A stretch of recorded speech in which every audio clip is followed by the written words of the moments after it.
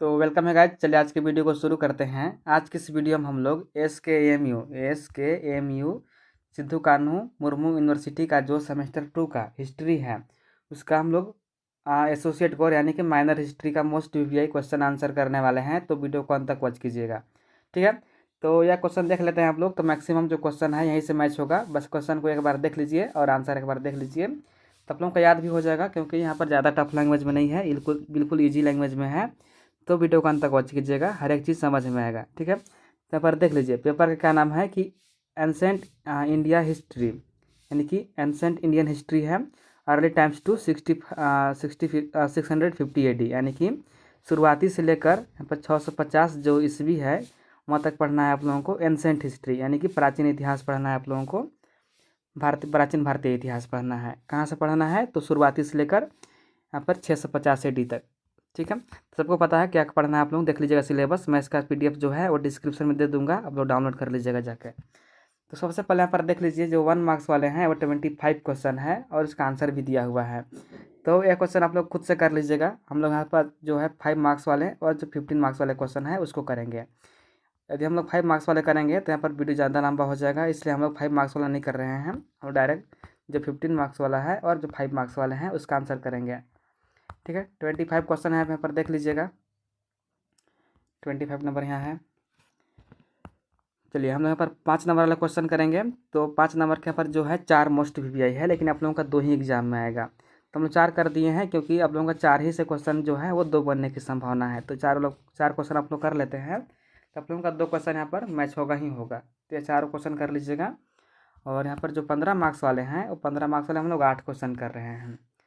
तो हम लोग सभी का आंसर करेंगे। पहले आप लोग क्वेश्चन देख लीजिए। देख लीजिए क्वेश्चन, यहाँ पर देख लीजिए क्वेश्चन क्या है। अगर आप लोगों के पास समय बहुत कम है तो पहले सबसे पहले 5 टॉपिक कर लीजिए 15 नंबर के लिए। कौन कौन सा? तो हड़प्पा सभ्यता की विशेषता एवं पतन देख लीजिएगा। दूसरा कौन देख लीजिएगा कि वैदिक समाज, अर्थव्यवस्था एवं धर्म देख लीजिएगा। जैन और बौद्ध धर्म देख लीजिएगा। मौर्य समाज देख लीजिएगा कि चंद्रगुप्त हो गया या मौर्य अशोक हो गए, ये सभी चीज़ देख लीजिएगा। फिर गुप्त काल देख लीजिएगा, समुद्रगुप्त प्रशासन देख लीजिएगा, कला देख लीजिएगा।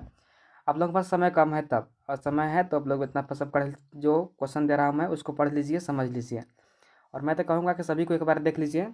ऐसा करने से क्या होगा कि आप लोगों का क्वेश्चन कहीं से भी आएगा तो आप लोग खुद से आंसर कर सकते हैं। तो पहला क्वेश्चन क्या है कि हड़प्पा सभ्यता की प्रमुख विशेषताओं का संक्षिप्त वर्णन कीजिए, ठीक है। तो देखिए क्या है। हड़प्पा सभ्यता भारत की प्राचीन नगरीय सभ्यता है। कैसा सभ्यता है? तो यह नगरीय सभ्यता है, ठीक है। इसकी सबसे बड़ी विशेषता सुव्यवस्थित नगर योजना थी, यानी कि इसका सबसे बड़ा क्या है? तो यहाँ पर सुव्यवस्था नगर योजना है। यानी कि आप लोग पढ़े होंगे हड़प्पा सभ्यता के बारे में, तो पता है कि यहाँ पर कच्चे जो है वो सभी पक्का मकान था और अच्छे पक्के रास्ते भी थे। और हर एक घर से एक यहाँ पर कार निकला था, नली निकला था। और एक नली जाकर, मान लीजिए यहाँ पर घर है, एक यहाँ पर घर है, एक यहाँ पर घर है, एक यहाँ पर घर है, तो बीच से रास्ता गुजरा था और हर एक घर से यहाँ पर क्या होता था, एक नली निकला था। और सभी का नली जो था वो आपस में ज्वाइंट था, यानी कि कह सकते हैं कि सुव्यवस्थित नगर था, ठीक है।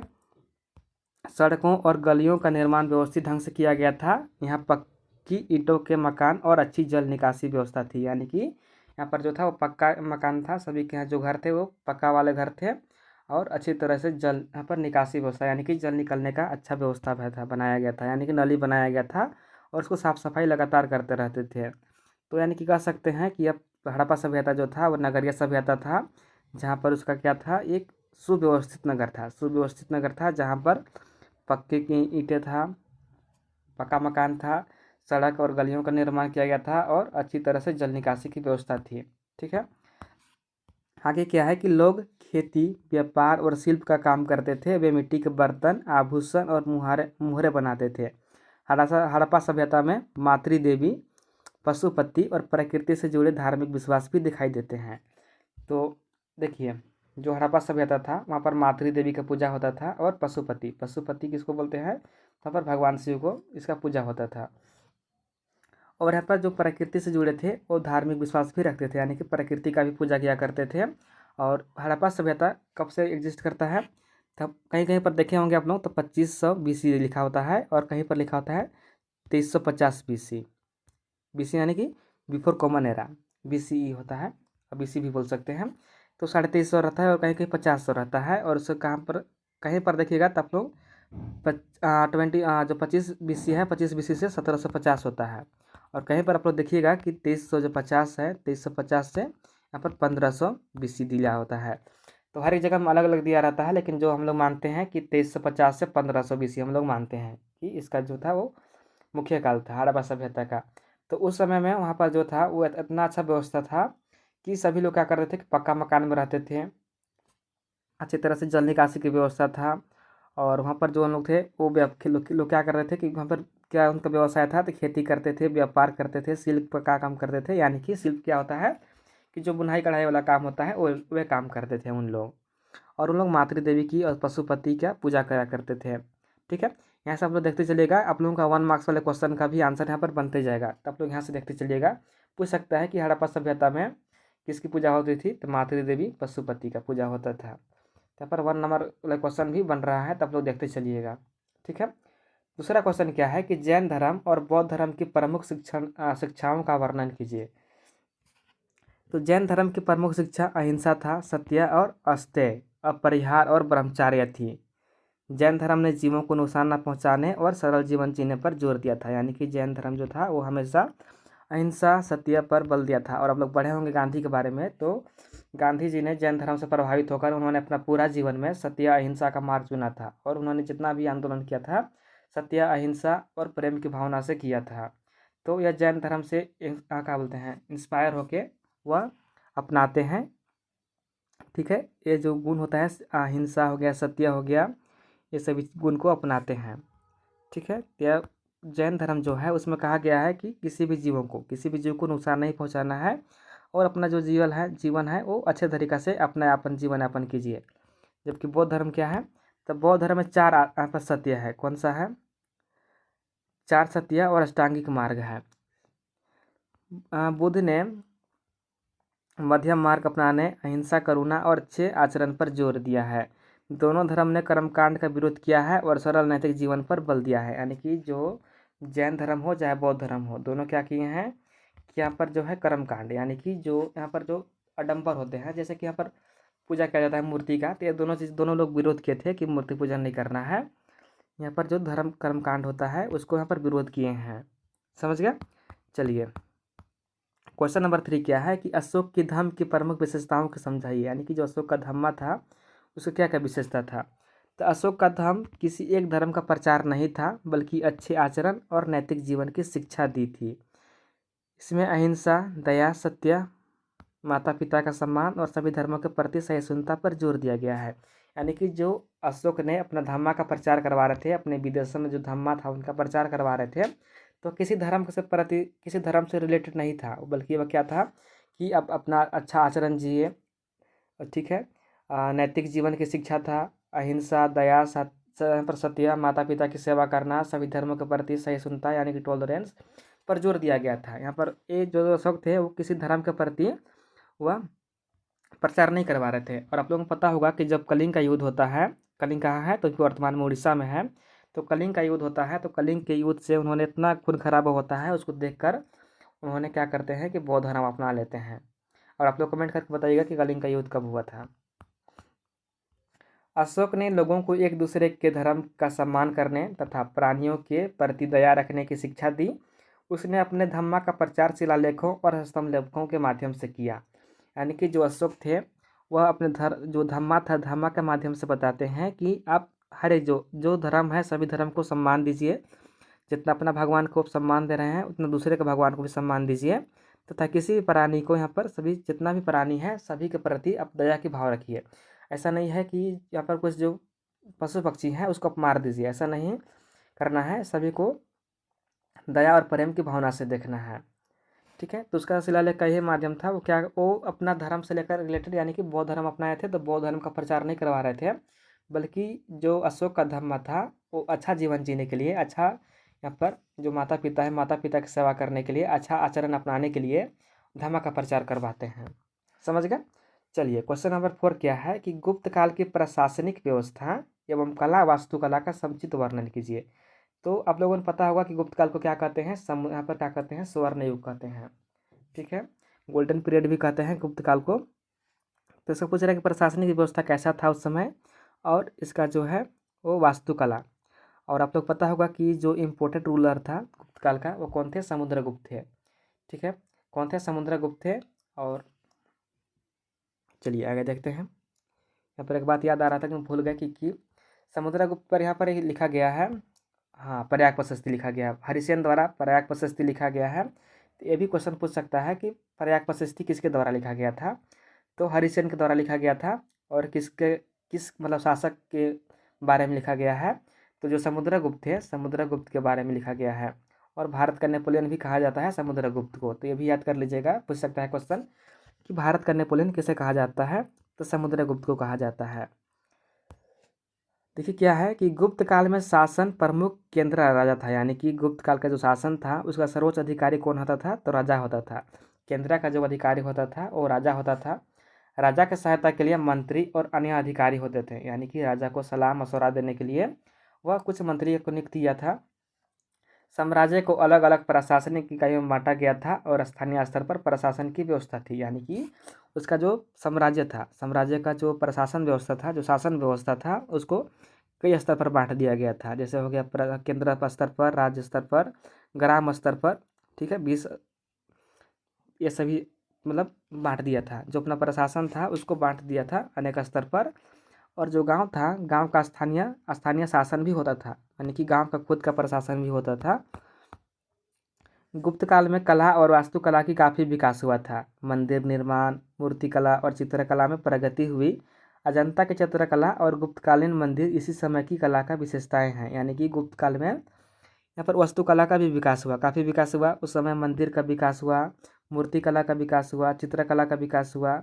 ये सभी चीज़ में काफ़ी प्रगति हुई। और जो आप लोग सुने होंगे अजंता का गुफा कहाँ है, महाराष्ट्र में है। तो ये जो अजंता का गुफा है ये गुप्त काल में ही बना था। तो उस समय काफ़ी जो है वो वास्तुकला का भी विकास हुआ था। तो देखिए आप लोगों का 1 मार्क्स वाले जो 4 क्वेश्चन थे उसका आंसर हो गया। अब हम लोग 5 मार्क्स वाले जो 15 मार्क्स वाले क्वेश्चन है उसको करने वाले हैं, जो कि 8 है। तो सभी को हम लोग बारी बारी से करेंगे, तो वीडियो को अंत तक वॉच कीजिएगा। और वीडियो पसंद आ रहा है तो वीडियो को लाइक भी कीजिए।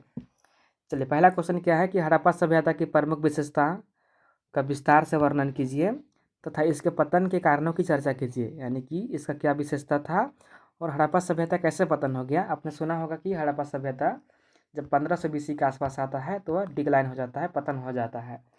तो कैसे डिक्लाइन होता है ये सभी कारण को चर्चा करना है। तो हड़प्पा सभ्यता भारत की प्राचीन कैसा था, नगरीय सभ्यता था। मैं अभी बताया कि यह कैसा था, नगरीय सभ्यता था। इसका विकास सिंधु नदी और उसके सहायक नदियों के आसपास हुआ। जो सिंधु नदी है, सिंधु नदी के आसपास हड़प्पा सभ्यता का विकास होता है। हड़प्पा और मोहनजोदड़ो इसके प्रमुख नगर थे। ऐसा भी क्वेश्चन पूछता है 1 नंबर में कि हड़प्पा सभ्यता के प्रमुख नगर कौन कौन से थे, तो हड़प्पा था और मोहनजोदड़ो था। मोहनजोदड़ो था ये हड़प्पा सभ्यता के प्रमुख नगर। इस सभ्यता की सबसे बड़ी विशेषता नगर योजना थी। सड़क सीधी थी और मकान पक्की ईंटों से बनाए जाते थे। यहाँ नालियाँ की अच्छी व्यवस्था थी। मोहनजोदड़ो का महान स्नानागार इसी नगर व्यवस्था का महत्वपूर्ण उदाहरण है। यानी कि आपने पढ़ा होगा कि हड़प्पा सभ्यता में एक महान स्नानागार था, वो कहाँ था, तो मोहनजोदड़ो में था। तो यह हड़प्पा सभ्यता की ही विशेषता है। और वहाँ पर नगर योजना थी और वहाँ पर सभी का घर, अभी मैंने बताया ऊपर कि पक्के का घर था, सभी का घर जो था वो पक्के मकान था। और सड़कें जो थी सीधी बनाई गई थी, सीधी बनाई गई थी। मान लीजिए यहाँ पर घर है, यहाँ पर भी घर है, यहाँ पर भी घर है, यहाँ पर भी घर है, तो पर रास्ता जो सीधा बनाया गया था और सभी घर से यहाँ पर आते थे, लोग यहाँ पर आते थे और रास्ता सीधा था, रास्ता सीधा था, एकदम बिल्कुल सीधा था। और जो स्नानागार था वो यहाँ पर मोहनजोदड़ो में था। लोग मुख्य रूप से कृषि और पशुपालन करते थे, यानी कि उनका मुख्य व्यवसाय क्या था, तो कृषि करते थे और पशुपालन करते थे, यानी कि पशु चराते थे। इसके साथ साथ व्यापार और विभिन्न प्रकार के शिल्प भी विकसित थे, यानी कि यहाँ पर कृषि और पशुपालन तो करते ही करते थे, लेकिन उसके साथ साथ व्यापार भी करते थे और हस्तशिल्प, यानी कि यहाँ पर बुनाई कढ़ाई का काम भी करते थे। और वे लोग मिट्टी के बर्तन, आभूषण और मुहरे, धातु की वस्तुएं बनाते थे, यानी कि उन लोग मिट्टी का बर्तन हो गया, आभूषण बनाते थे, मुहरे बनाते थे, धातु की वस्तुएं बनाते थे। धर्म में मातृदेवी, पशुपति और प्रकृति से जुड़े विश्वास दिखाई देते थे। हड़प्पा सभ्यता की लिपि अभी तक पूरी तरह से पढ़ी नहीं जा सकी है, यानी कि हड़प्पा सभ्यता में जो भी लिपि मिला हुआ है, जिस लिपि का प्रयोग करके उन्होंने लिखा था उस लिपि को अभी भी पूरा तरह से पढ़ा नहीं गया है, यानी कि उसको अभी तक से पढ़ा नहीं गया है कि इसके बाद इसी कारण से उसका जो जानकारी है वो ज़्यादा नहीं मिल पाता है। और उन लोग की मातृ देवी और पशुपति और प्रकृति को पूजा करते थे। पतन के क्या क्या कारण थे, डिक्लाइन के क्या क्या कारण थे, देखते हैं हम लोग। तो यहाँ पर देखिए, हड़प्पा सभ्यता के पतन का कोई एक निश्चित कारण नहीं है। माना जाता है इसके पीछे जलवायु परिवर्तन, बाढ़, नदियों के मार्ग में परिवर्तन, पर्यावरणीय समस्या और व्यापार में कमी जैसी कई कारण बताए जाते हैं। यानी कि हड़प्पा सभ्यता का जो यहाँ पर लिखा हुआ है, जो शिलालेख लिखा हुआ है, उसको हम लोग पढ़ नहीं पाए हैं। इसके कारण हम लोग पता नहीं चल पाता है अच्छे तरीक़ा से कि हड़प्पा सभ्यता जो है वो कैसे डिक्लाइन हुआ, कैसे पतन हुआ। इसका कोई निश्चित कारण नहीं है। कुछ लोग बोलते हैं कि वहाँ पर क्या होता है, जलवायु में परिवर्तन आ गया था, यानी कि जो बाढ़ है, नदियों में बाढ़ भर गया और जो पूरा जो नगर था वो डूब गया। और कुछ लोग कहते हैं कि पर्यावरणीय समस्या, यानी कि यहाँ पर जो है क्या बोलते हैं, व्यापार में कमी आ गया, यानी कि व्यापार में घाटा होने लगा, जिसके कारण उन लोग क्या करने लगे कि जो धीरे धीरे जो गांव थे, जो नगर थे, उसको छोड़कर जाने लगे। तो यहाँ पर कोई एक निश्चित कारण नहीं है, यहाँ पर 2-3 कारण बताए जाते हैं। धीरे धीरे बड़े नगरों का महत्व कम हुआ और लोग छोटे ग्रामीण क्षेत्रों में रहने लगे, यानी कि जो नगर, जो शहर था, जो हड़प्पा सभ्यता, उसका धीरे धीरे महत्व कम होने लगा और क्या करने लगे लोग कि लोग जाकर गांव में बसने लगे। हड़प्पा सभ्यता अपनी नगर योजना, जल निकासी, व्यापार और शिल्प के कारण प्राचीन भारत की महत्वपूर्ण सभ्यता थी, यानी कि वहाँ पर काफ़ी अच्छे तरीक़ा से व्यापार होता था। इसी कारण से प्राचीन भारत में महत्वपूर्ण यहाँ पर भूमिका निभाता है हड़प्पा सभ्यता। क्वेश्चन नंबर 2 क्या है कि वैदिक कालीन समाज, अर्थव्यवस्था एवं धर्म का विस्तार से वर्णन कीजिए। यानी कि जो वैदिक कालीन समाज था वो कैसा था, उसकी इकोनॉमी क्या था, धर्म क्या था, ये सभी चीज़ का वर्णन करना है। तो वैदिक काल को मुख्य रूप से ऋग वैदिक काल और उत्तर वैदिक काल में समझा जाता है। यानी कि जो वैदिक काल है उसको ऋग वैदिक और उत्तर वैदिक काल में समझा जाता है। और आप लोग को पता होगा कि वैदिक काल कब से शुरू होता है, तो 1500 BC जब यहाँ पर हड़प्पा सभ्यता समाप्त होता है तब वैदिक काल शुरू होता है। और उसी काल में आर्य जो लोग थे, आर्य लोग वो भारत में आना प्रारंभ कर दिए थे। और वैदिक काल कब से चला, तब 1500 BC से लेकर 600 BC तक चला था वैदिक काल। और इसको 2 भागों में बांटा गया है, कौन कौन सा, वैदिक काल और उत्तर वैदिक काल। यानी कि वैदिक काल जो है वो 1500 से आई थिंक 900 BC तक है। उसके बाद जो 900 से 600 BC तक है वो उत्तर वैदिक काल है। ये मेरा कंफर्म नहीं है, लेकिन ये कंफर्म है कि 1500 से 600 BC तक यहाँ पर चला था वैदिक काल। ठीक है, तो वैदिक काल का समाज कैसा था, यहाँ पर देखते हैं समाज कैसा था। तो ऋग वैदिक समाज में परिवार सामाजिक जीवन की मुख्य इकाई था। परिवार का सामान्यतः पिता होता था। समाज में स्त्रियों की स्थिति अपेक्षाकृत अच्छी थी। बाद में उत्तर वैदिक काल में वर्ण व्यवस्था अधिक मजबूत होने लगी। यानी कि उस समय क्या था, समाज का जो परिवार का मुख्य सदस्य था कौन था, पिता था, यानी कि पितृसत्तात्मक समाज था। और वहाँ पर महिलाओं की स्थिति काफ़ी अच्छी थी। लेकिन जब उत्तर वैदिक काल शुरू होता है, उत्तर वैदिक काल जब आता है, तब वहाँ पर जो था समाज को 4 वर्गों में बांट दिया गया। कौन कौन, तो ब्राह्मण, क्षत्रिय और वैश्य और शूद्र। ठीक है, तो ये 4 वर्ण में बांट दिया गया। तो जो ब्राह्मण थे, ब्राह्मण का कार्य क्या था, तो ब्राह्मण का कार्य था कि जो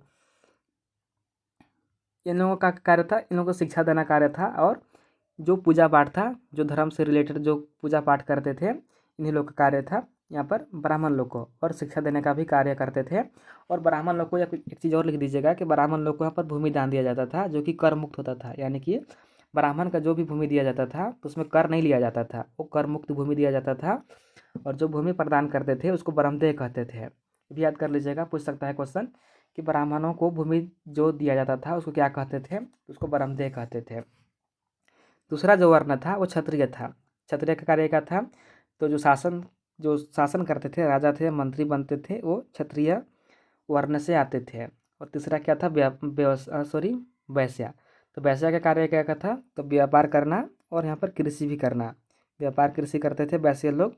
और जो शूद्र लोग थे, शूद्र लोग ये जो तीनों थे, ब्राह्मण हो गया, क्षत्रिय और वैश्य, इन तीनों की सेवा करते थे। यहाँ पर जब उत्तर वैदिक काल शुरू होता है तो उत्तर वैदिक काल में वर्ण व्यवस्था में समाज बढ़ जाता है। तभी लिख दीजिएगा कि जब उत्तर वैदिक काल शुरू होता है तब समाज था, समाज को 4 भागों में बांट दिया गया। कौन कौन सा? तो लिख दीजिएगा ब्राह्मण, क्षत्रिय, वैश्य और शूद्र, और सभी को थोड़ा थोड़ा लिख दीजिएगा कि इन लोगों का क्या क्या कार्य था।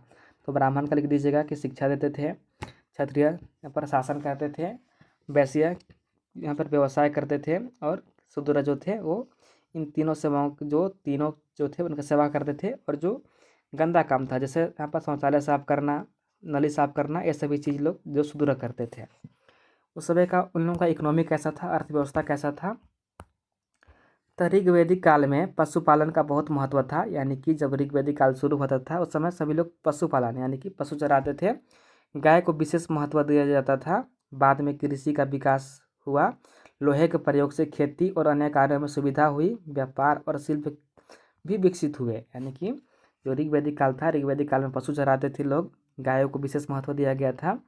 और जब यहाँ पर लोहे का विकास होता है, लोहे का उपयोग शुरू हो जाता है, तो लोग क्या करते हैं कि हल उल बनाकर खेती करना प्रारंभ कर देते हैं, और खेती करके वो लोग व्यापार और शिल्प विकसित करते हैं। धर्म क्या करता? तो वैदिक लोग प्रकृति की शक्तियों की पूजा करते थे। इंद्र हो गया, अग्नि, वरुण और सूर्य जैसे देवताओं की पूजा की जाती थी। यज्ञ और मंत्रों का धार्मिक जीवन में महत्वपूर्ण स्थान था। यानी कि लोग जो थे वो प्रकृति की पूजा करते थे, जैसे इंद्र हो गया, अग्नि, वरुण और सूर्य जैसे देवताओं की पूजा किया करते थे, और यज्ञ मंत्रों का यहाँ पर महत्वपूर्ण स्थान था। यानी कि यज्ञ जो था, यज्ञ भी होता था, जैसे अश्वमेध यज्ञ, ठीक है, ये सभी यज्ञ यहाँ पर होता था। राजसूय यज्ञ, काफ़ी सारा यज्ञ होता था, तो वो यज्ञ भी वहाँ पर हो रहा था वैदिक काल में। उत्तर वैदिक काल में यज्ञ और धार्मिक कर्मकांड अधिक जटिल हो गए। वैदिक काल में भारतीय समाज, कृषि, धर्म और सामाजिक व्यवस्थाओं के विकास की महत्वपूर्ण शुरुआत हुई। ठीक है, वैदिक काल से ही जो भारतीय समाज था उसमें कृषि, धर्म, सामाजिक जो है इसका शुरुआत होता है वैदिक काल से। समझ गए? नेक्स्ट क्वेश्चन क्या है कि जैन धर्म और बौद्ध धर्म के उदय के कारणों के प्रमुख शिक्षाओं तथा भारतीय समाज पर उनके प्रभावों का विस्तार से चर्चा कीजिए। यानी कि जो बौद्ध धर्म थे और जैन धर्म थे वो भारतीय समाज में कैसा प्रभाव डालते हैं, इसका चर्चा करना है। तो छठवीं शताब्दी ईसा पूर्व में भारत में जैन और बौद्ध धर्म का उदय हुआ। क्यों हुआ था? सबको पता है कि धार्मिक कर्मकांड बढ़ गए थे, यहाँ पर काफ़ी आडंबर हो गया था, भगवान की पूजा काफ़ी ज़्यादा हो रहा था। तो इन लोग क्या करते हैं, यहाँ पर जैन और बौद्ध धर्म का शुरुआत होता है। जो शूद्र लोग होते थे, शूद्र लोग को भगवान की पूजा नहीं करने दिया जाता था, जिसके कारण क्या होता है कि यहाँ पर बौद्ध और जैन धर्म का शुरुआत होते हैं। और उन लोग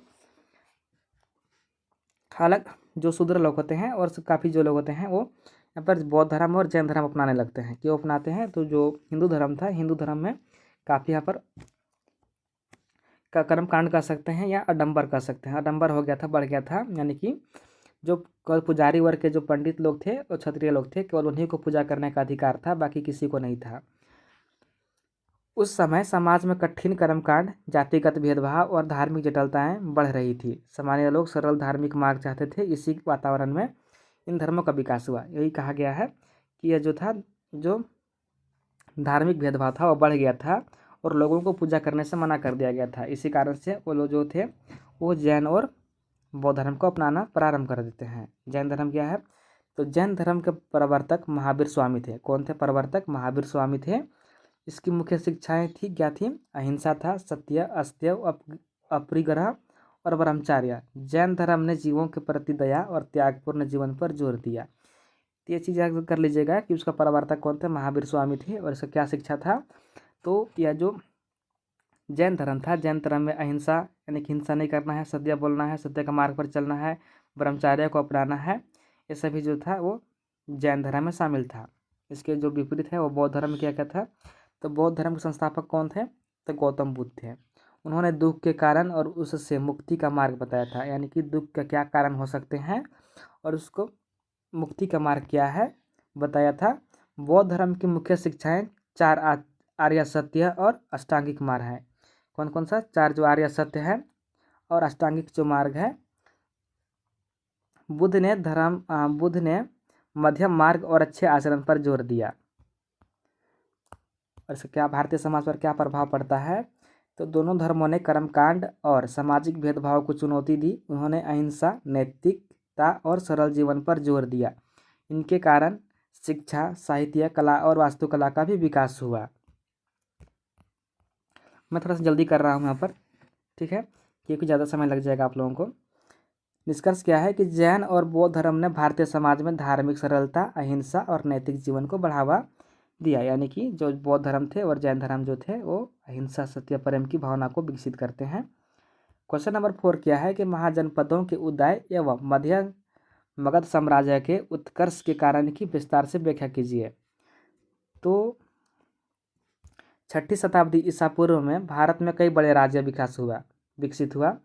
उन्हें महाजनपद कहा गया था। यानी कि जो 6वीं शताब्दी के पूर्व में, यानी कि 6वीं शताब्दी के प्रारंभ में भारत में कई बड़े बड़े राज्य विकास हुआ और इसको क्या कहा गया, महाजनपद कहा गया। और कुल महाजनपद कितना था, तो 16 कुल महाजनपद था। महाजनपदों के उदय का प्रमुख कारण कृषि का विकास था। लोहे के औजारों का उपयोग से जंगल साफ करना और खेती करना आसान हुआ। इससे उत्पादन बढ़ा और बड़े राज्यों का विकास हुआ। यानी कि जब महाजनपद का उदय होता है तो यहाँ पर लोहे का औजार का उपयोग करके जंगल की साफ सफाई किया जाता था और जंगल साफ करके यहाँ पर कृषि करते थे, जिससे क्या हुआ कि जो राज्य था, राज्य का विकास होना प्रारंभ हो गया। इन राज्यों में मगध सबसे शक्तिशाली था। मगध के उत्कर्ष के कई कारण थे। इसकी भूमि उपजाऊ थी और यहाँ लोहे के संसाधन उपलब्ध थे। गंगा और उसकी सहायक नदियों के कारण यातायात और व्यापार सुविधा थी। यानी कि सबसे जो शक्तिशाली था वो कौन था, मगध था। मगध क्यों शक्तिशाली बना था, यहाँ के जो भूमि था, भूमि काफ़ी उपजाऊ था और यह जो प्राकृतिक सुरक्षा प्राप्त थी। यानी कि यहाँ पर जो चारों तरफ से जो थे नदियाँ से घिरा हुआ था और लोहे के संसाधन उपलब्ध थे, जिससे काफ़ी जो था हथियार बनाते थे, जिससे युद्ध करना काफ़ी आसान हो गया। और यहाँ पर जंगल नज़दीक होने के कारण यहाँ पर अच्छी जो हाथी था, हाथी और लकड़ियों की उपलब्धता थी। यानी कि औजार बनाने के लिए लकड़ी का मिल जा रहा था और हाथी भी आसानी से मिल जा रहा था। यही कारण था कि जो मगध था वो शक्तिशाली बन गया था। सॉरी, यहाँ पर देख लीजिए। मगध को बिंबिसार और अजातशत्रु जैसे शक्तिशाली ने शासकों का नेतृत्व मिला। उन्हें राज्य का विस्तार किया। बाद में नंद वंश ने भी मगध को और शक्तिशाली बनाया। यानी कि जैसे बिंबिसार हो गया, अजातशत्रु जैसे शासक हो गए, इन्होंने काफ़ी शक्तिशाली शासक थे और इन्होंने क्या किया, विस्तारवादी नीति अपनाया। यानी कि युद्ध करके, शादी विवाह करके, ऐसे जैसे जो चीज़ है युद्ध, यहाँ पर विस्तारवादी नीति इसको अपनाकर अपना जो क्षेत्र था उसको बढ़ाते हैं। और बाद में जो नंद वंश के शासक थे, नंद वंश के शासक ने भी मगध को शक्तिशाली बनाया। प्राकृतिक संसाधन, उपजाऊ भूमि, व्यापार और शक्तिशाली शासकों के कारण मगध सबसे शक्तिशाली महाजनपद बन गया। यानी कि यहाँ के जो ज़मीन था वो काफ़ी ज़्यादा उपजाऊ था। शासक जो थे वो मजबूत शासक थे, कूटनीति को अपनाते थे। और हाँ, यही कारण था कि जो मगध था वो शक्तिशाली बन गया था। अगला क्वेश्चन क्या है कि चंद्रगुप्त मौर्य और अशोक की उपलब्धियों का वर्णन करते हुए मौर्य साम्राज्य के प्रमुख विशेषताओं की चर्चा कीजिए। तो क्या है, देख लीजिए। मौर्य साम्राज्य का स्थापना कौन करते हैं, चंद्रगुप्त मौर्य ने किया था। किसके सलाह से, चाणक्य की सलाह से किया था। और नंद वंश को हटाकर, किसको हटाकर, तो जो मौर्य साम्राज्य था, मौर्य साम्राज्य का स्थापना चंद्रगुप्त मौर्य ने किया था चाणक्य की सहायता से। और नंद वंश के जो अंतिम शासक थे धनानंद को हटाकर चंद्रगुप्त ने एक विशाल साम्राज्य बनाया और मजबूत प्रशासन स्थापित किया। याद कर लीजिएगा कि चंद्रगुप्त मौर्य जो थे वो किसकी सहायता से स्थापना करते हैं, तो चाणक्य यानी कौटिल्य कर सकते हैं। और कौन से जो वंश थे उसको हटाकर, तो नंद वंश के कौन से शासक, धनानंद। ये भी याद कर लीजिएगा कि जो धनानंद थे, धनानंद को हटाकर नंद वंश की स्थापना, मौर्य वंश की स्थापना होता है। चंद्रगुप्त के बाद बिंदुसार और फिर अशोक शासक बने। अशोक साम्राज्य का विस्तार किया। कलिंग युद्ध के बाद उसके जीवन में बड़ा परिवर्तन आया और उसने अहिंसा तथा धम्मा की नीति अपनाई। यानी कि जब कलिंग युद्ध करते हैं, शुरू में जो अशोक थे, अशोक क्या करते हैं कि काफ़ी ज़्यादा यहाँ पर वो क्या बोलते हैं, युद्ध करते थे, युद्ध प्रेमी थे और यहाँ पर काफ़ी ज़्यादा खून खराबा की है। लेकिन जब कलिंग का युद्ध होता है तो कलिंग के युद्ध के बाद देखते हैं उन्होंने कि कितना सारा खून बह गया। पूरा जो कलिंग था वह खूनों से लाल हो गया था। तो देखते हैं कि छोटे बच्चे तक को नहीं छोड़ा गया। जो छोटे बच्चे थे सभी को, छोटे बच्चे, स्त्रियाँ, बूढ़ा बुजुर्ग जो था सभी को मार दिया गया। इससे काफ़ी ज़्यादा खून खराबा हुआ और उनका जो काफ़ी बड़ा प्रभाव पड़ा अशोक के, जो सम्राट अशोक थे उनका जीवन में। और उन्होंने वहीं से क्या करते हैं कि जो बौद्ध धर्म था, बौद्ध धर्म को अपना लेते हैं। अशोक ने लोगों के कल्याण के लिए कई कार्य किए। उसने सड़कों, कुआं और चिकित्सा जैसी सुविधाओं पर ध्यान दिया तथा धर्म का प्रचार किया। यानी कि जो अशोक थे, अशोक बाद में वो क्या करते हैं कि समाज के कल्याण के लिए कार्य करते हैं। उन्होंने सड़क बनाया, कुआं, चिकित्सा सुविधा पर बहुत ज़्यादा ध्यान दिया था। मौर्य साम्राज्य क्या का विशेषता था? तो मौर्य साम्राज्य में केंद्रीय प्रशासन मजबूत, सेना और कर व्यवस्था और अधिकारियों की व्यवस्था थी। साम्राज्य को विभिन्न प्रशासनिक क्षेत्रों में बांटा गया था। यानी कि मौर्य जो साम्राज्य था वो जो पावर था वो केंद्र के पास था, और मजबूत सेना भी था, कर व्यवस्था थी अच्छी था, और अधिकारियों की व्यवस्था थी। यानी कि जो अधिकारी थे वो यहाँ पर योग्य अधिकारी थे। और उनका जो साम्राज्य था, उसका जो प्रशासन था, प्रशासन को विभिन्न क्षेत्रों में बांटा गया था। यानी कि अलग अलग क्षेत्रों में बांट दिया गया था, लेकिन जो शासन था, जो पावर था, वो कहाँ था? राजा पास था, केंद्र सरकार, केंद्र के पास। अशोक ने अपने विचारों को शिलालेखों और स्तंभलेखों के माध्यम से लोगों तक पहुंचाया। यानी कि जो तो धर्म का मार्ग अपनाते हैं और धर्म से क्या करते हैं, उन्होंने लोगों को अच्छी जीवन जीने के लिए पर क्या करते हैं? ज्ञान देते हैं। शिलालेख हो गया, शिलालेख, स्तंभलेख के माध्यम से लोगों तक अपना जो विचार था उसको पहुंचाते हैं। निष्कर्ष क्या है कि चंद्रगुप्त ने मौर्य साम्राज्य को मजबूत बनाया। अशोक ने उसे नैतिक शासन तथा धर्म से एक नई शिक्षा दी। ठीक है, तो निष्कर्ष आप लोग खुद से लिख दीजिएगा कि चंद्रगुप्त मौर्य जो थे, उन्होंने जो मौर्य साम्राज्य था, मौर्य साम्राज्य का स्थापना करते हैं। जबकि अशोक थे, अशोक ने धम्मा का मार्ग अपनाकर, धम्मा की नीति अपनाकर उन्होंने लोगों को जो अच्छे शिक्षा था, अच्छे यहाँ पर जो ज्ञान थे उसको लोगों तक पहुँचाया। चलिए, क्वेश्चन नंबर 6 क्या है कि मौर्य साम्राज्य की प्रमुख विशेषताओं तथा मौर्यकालीन कला एवं वास्तुकला का विस्तार से वर्णन कीजिए। तो मौर्य का प्रशासन कैसा था, देखते हैं इसको भी।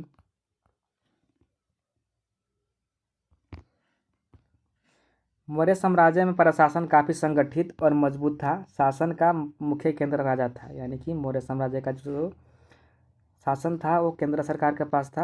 राजा की सहायता के लिए मंत्री होते थे और अनेक अधिकारी भी होते थे। साम्राज्य जो था, साम्राज्य को विभिन्न प्रांतों में बांट दिया गया था। प्रशासन में कर वसूली, कानून व्यवस्था और सेना की व्यवस्था पर विशेष ध्यान दिया जाता था। यानी कि जो यहाँ पर था शासन था, प्रशासन में कर वसूली करते थे, कानून व्यवस्था अच्छा था, और सेना जो था, सेना पर विशेष ध्यान दिया जाता था। एक मजबूत सेना मौर्य शासन की महत्वपूर्ण विशेषता थी। मौर्यकालीन कला और वास्तुकला क्या था? मौर्यकालीन की कला और वास्तुकला। तो मौर्य काल में स्तंभ निर्माण, स्तूप और गुफा वास्तुकला का विकास। अशोक के स्तंभ इस काल की महत्वपूर्ण उपलब्धियां हैं। इन स्तंभों पर शिलालेख भी लिखे गए थे। सारनाथ का सिंह स्तंभ मौर्यकालीन कला का प्रसिद्ध उदाहरण है। बौद्ध धर्म से जुड़े स्तूपों का भी निर्माण हुआ। यानी कि मौर्य काल में बौद्ध धर्म से जुड़ा जो स्तूप था, स्तूप का भी निर्माण होता है उस समय में। और जो वहाँ पर गुफाएं थी, शिलालेख थे, मूर्तियाँ थी, वो यहाँ पर बनता है मौर्य काल में। मौर्यकालीन कला में पत्थरों पर सुंदर चमक और नक्काशी दिखाई देती थी। मौर्य प्रशासन मजबूत था और इस काल में स्तंभ, स्तूप तथा गुफा वास्तुकला का महत्वपूर्ण विकास हुआ। ठीक है, देख लीजिएगा, आप लोग पढ़ लीजिएगा, अच्छे से समझ लीजिएगा। अगला क्वेश्चन क्या है कि चंद्रगुप्त प्रथम एवं समुद्रगुप्त की उपलब्धियों का वर्णन करते हुए साम्राज्य का उत्कर्ष की व्याख्या कीजिए। यानी कि सबको पता है कि जब समुद्रगुप्त आते हैं, समुद्रगुप्त के समय में जो गुप्त साम्राज्य था वो अपने चरम स्थान पर था। तो ये क्वेश्चन पूछ रहा है कि चंद्रगुप्त प्रथम, जिसको विक्रमादित्य भी कहते हैं, और समुद्रगुप्त, जिसको भारत का नेपोलियन भी कहते हैं, उसका उपलब्धि क्या क्या था, वर्णन करना है। तो गुप्त साम्राज्य के विकास में चंद्रगुप्त प्रथम का महत्वपूर्ण योगदान था। उसने गुप्त साम्राज्य को मजबूत बनाया और महाराजाधिराज की उपाधि भी धारण की। याद कर लीजिएगा कि चंद्रगुप्त जो थे, चंद्रगुप्त प्रथम, उसने कौन सा उपाधि धारण किया था? तो महाराजाधिराज की उपाधि। लिच्छवी राजकुमारी कुमार देवी से उसका विवाह भी राजनीतिक दृष्टि से महत्वपूर्ण था। यानी कि जो लिच्छवी की राजकुमारी था कुमार देवी से उसका विवाह होता है। एक कहानी होता है यहाँ पर, जो चंद्रगुप्त प्रथम होते हैं पढ़े होंगे, छोड़िए इसको नहीं बताता हूँ, वीडियो काफ़ी लंबा हो गया है, मैं किसी और वीडियो में बता दूंगा। तो क्या होता है कि लिच्छवी की जो राजकुमारी हैं कुमार देवी से उनका क्या होता है, विवाह होता है। चंद्रगुप्त प्रथम के बाद उसका पुत्र समुद्रगुप्त शासन बना, यानी कि जो चंद्रगुप्त थे प्रथम उसका ही पुत्र कौन थे, समुद्रगुप्त थे। उसने अनेक राज्यों पर विजय प्राप्त करके गुप्त साम्राज्य का विस्तार किया। उसकी विजयों की जानकारी प्रयाग प्रशस्ति से मिलती है। अभी मैंने ऊपर बताया था कि प्रयाग प्रशस्ति किसने लिखा है, तो हरिसेन द्वारा प्रयाग प्रशस्ति लिखा गया है, जिसमें जो समुद्रगुप्त है, समुद्रगुप्त के यहाँ पर जो प्रशासन थे उसका जो विजय था, विजय की जानकारी यानी कि कौन से युद्ध कहाँ लड़े थे, सभी चीज़ की जानकारी मिलता है प्रयाग प्रशस्ति में। समुद्रगुप्त एक योग्य योद्धा होने के साथ साथ कला और संगीत का भी प्रेमी थे। उसने साम्राज्य को राजनीतिक रूप से मजबूत बनाया, यानी कि समुद्रगुप्त जो थे वो योद्धा तो थे ही, साथ साथ एक कला प्रेमी भी थे, संगीत प्रेमी भी थे। गुप्त साम्राज्य के उत्कर्ष के पीछे योग्य शासक, मजबूत प्रशासन, राजनीतिक विस्तार और धार्मिक समृद्धि जैसे कारण थे। चंद्रगुप्त प्रथम ने गुप्त साम्राज्य की नींव मजबूत की और समुद्रगुप्त ने उसे विस्तार और शक्ति प्रदान की, यानी कि चंद्रगुप्त प्रथम जो थे वो क्या करते हैं, समझो यहाँ पर गुप्त साम्राज्य थे, गुप्त साम्राज्य को जो नींव था, जो कह सकते हैं नींव मजबूत किया, और समुद्रगुप्त जो थे वो उसका विस्तार किया और शक्ति प्रदान किया। और आज के लिए आखिरी क्वेश्चन क्या है, क्वेश्चन नंबर 8 कि गुप्तकालीन प्रशासन कला, वास्तुकला तथा हर्षवर्धन की राजनीतिक उपलब्धियों का विस्तार से वर्णन कीजिए। और आप लोगों का यहीं तक पढ़ना है, गुप्तकाल के आगे नहीं पढ़ना है सिलेबस में, बस इतना ही पढ़ना है। तो ये क्वेश्चन सभी इंपॉर्टेंट है, सभी क्वेश्चन जो है VVI है, सभी को पढ़ लीजिएगा, ठीक है। वीडियो थोड़ा सा लंबा हो गया लेकिन देख लीजिएगा और पढ़ लीजिएगा। इतना कर लेते हैं तो मैक्सिमम जो क्वेश्चन है वो मैच होगा ही होगा, मेरा गारंटी है, नहीं मैच होगा तो आप लोग जो बोलिएगा सह लेंगे, ठीक है। पढ़ लीजिए इसको, एक बार पढ़ कर देखिए, ये क्वेश्चन मैच होता ही होता है, नहीं मैच होगा तो फिर आप हमको कमेंट में आकर गाली भी दे सकते हैं, कोई दिक्कत नहीं है, लेकिन मैच होगा, पढ़ लीजिए, पढ़ लीजिए, मैं कह रहा हूँ ये क्वेश्चन मैच होगा। गुप्त काल में शासन का प्रमुख केंद्र राजा था। राजा की सहायता के लिए मंत्री और विभिन्न अधिकारी होते थे। गुप्त काल में शासन जो था वो कैसा था, मुख्य जो शक्ति था, जो पावर था वो केंद्र के पास था, और राजा की सहायता करने के लिए अनेक मंत्री, विभिन्न अधिकारी भी होते थे। साम्राज्य को प्रशासनिक इकाइयों में बांटा गया था। स्थानीय स्तर पर प्रशासन की व्यवस्था थी, यानी कि जो प्रशासन था वही चीज़ है जो मौर्य काल में है, वही चीज़ गुप्त काल में भी है, यानी कि जो सर्वशक्ति होता है वो केंद्र के पास होता है, और राजा की सहायता करने के लिए अनेक अधिकारी नियुक्त होते हैं जो राजा को सहायता करते हैं, और राजा की अच्छी प्रशासन चलाने के लिए प्रशासन को कई स्तरों में बांटा गया था। ये सभी चीज़ लिख दीजिएगा, दोनों में कॉमन है। गुप्तकालीन कला और वास्तुकला कैसा था, तो गुप्त काल में कला और वास्तुकला का काफ़ी विकास हुआ। इस समय में मंदिर निर्माण हुए, मूर्तिकला, चित्रकला प्रगति हुई, पत्थर के सुंदर सुंदर मूर्तियाँ बनाया गया, और अजंता की जो गुफा है, अजंता की चित्रकला है, इसी काल में विकास हुआ था। हर्षवर्धन की क्या उपलब्धियाँ था, तो गुप्त साम्राज्य के बाद उत्तर भारत में हर्षवर्धन एक शक्तिशाली शासक के रूप में उभरा, यानी कि जब यहाँ पर गुप्तास का डिक्लाइन होता है, जब गुप्त पीरियड का डिक्लाइन होता है, यानी कि गुप्त काल का यहाँ पर पतन होता है, तब जब उत्तर भारत के जो प्रमुख शासक थे, शक्तिशाली शासक थे, वो कौन थे, हर्षवर्धन थे। उसने उत्तर भारत के कई क्षेत्रों को अपने अधीन किया और एक बड़े राज्य का निर्माण किया। यानी कि कहने का मतलब है कि जब गुप्त काल का पतन होता है तब हर्षवर्धन जो है वो एक शक्तिशाली राजा बनकर उभरते हैं, और कई जो क्षेत्र थे अपने आसपास के उसको अपने मिला लेते हैं। हर्ष ने प्रशासन को मजबूत बनाया और विद्या तथा धर्म को संरक्षण दिया। उसके समय में नालंदा जैसे शिक्षा केंद्रों को भी संरक्षण मिला, यानी कि जो नालंदा विश्वविद्यालय है वो कहाँ है, बिहार में है। कौन बनवाया था, तो कुमारगुप्त प्रथम बनवाया था। डिस्ट्रॉय कौन किया, तो बख्तियार खिलजी ने किया, ठीक है। तो ये चीज़ याद करके चलिएगा, मैं बता दे रहा हूँ जानकारी के लिए। निष्कर्ष क्या है कि गुप्त कला प्रशासन कला और संस्कृति के विकास के लिए महत्वपूर्ण था, जबकि हर्षवर्धन ने बाद में उत्तर भारत की राजनीतिक एकता को मजबूत करने में महत्वपूर्ण भूमिका निभाई। ठीक है गाइज, तो इतना क्वेश्चन आप लोग कर लीजिएगा, आंसर कर लीजिएगा। इसका PDF मैं दे दूँगा आप लोगों को डिस्क्रिप्शन बॉक्स में, वहाँ से जाकर पढ़ लीजिएगा, काफ़ी ज़्यादा लंबा PDF है। और मन मार्क्स सेलेक्ट कर लीजिएगा खुद से आप लोग, 25 है, क्योंकि समझाने की ज़रूरत नहीं है इसमें। जैसे पहला क्वेश्चन देख लीजिए क्या है कि नवपाषाण काल में मनुष्य का मुख्य व्यवसाय क्या था, तो कृषि करते थे नवपाषाण काल में। नवपाषाण काल की प्रमुख विशेषता क्या थी? तो कृषि और पशुपालन का विकास। ये क्वेश्चन मैच हो गया, ठीक है, ये दोनों क्वेश्चन मैच हो गया है। तो एक ठो पढ़ लीजिएगा। तो ये क्वेश्चन समझने वाला है, याद करने वाला है, रटने वाला है, तो उसको याद कर लीजिएगा, रट लीजिएगा। बस इतना ही, फिर मिलेंगे नई वीडियो के साथ। और वीडियो कैसा लगा आप लोग बताइएगा। थोड़ा काफ़ी लंबा आज का वीडियो बन गया है, हमको पता है, 40 मिनट का बन गया है। तो बस इतना ही, धन्यवाद, पढ़ते रहिए। फिर मिलेंगे नई वीडियो के साथ, तब तक के लिए धन्यवाद।